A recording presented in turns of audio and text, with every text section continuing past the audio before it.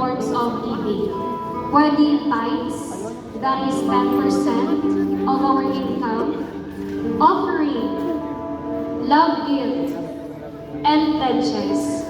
Pledges is fixed kung ano ang gusto mo, pila ihatag mo, amo ng imo ginapromesa. Ang imo naman nga offering, ano ang ara sa imo nga nagigustuon para ihatag sa simbahan, para ihatag sa Ginoo. Amen? Hindi talang magpaminsaron ang paghatag sa tithes and offering is all about money. Let us all remember this is the application of the Word of God. That is obedience. How are we going to obey? Dili ta magasugod sa pagbalik sa ginhatag sa Ginoo sa aton. And I do believe nga kung anong tanan nga ara sa aton, ginpangamuyo mo, ginhatag sa Ginoo sa imo. Ag natural lang sa aton, kita naman magabalik sa iya. Amen? So challenge yourself right now. Are you going to obey God? Amen. Amen?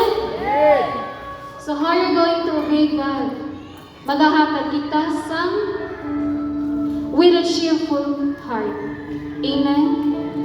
Gamay man na dako sa panulukan sa Ginoo, dako-dako na nakaayo sa iyo. Amen? So pwede na kita kahatag. But before that, pwede ka na makapta ng atang mga kwarta. Paminsaron ka nga maghahatag kita, not just a money, but a seed of faith. Amen? Sige, let us pray.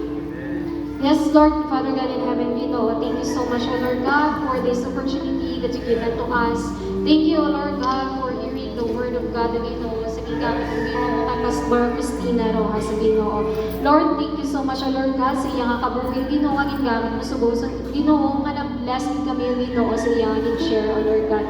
Lord, ikaw ang Ginoo magabalik Ginoo sa pagkapilo-pilo nga mamaayo Ginoo sa iya kay sa iyang pamilya o Ginoo, especially now, Lord God, sa iyang health condition, O Lord God.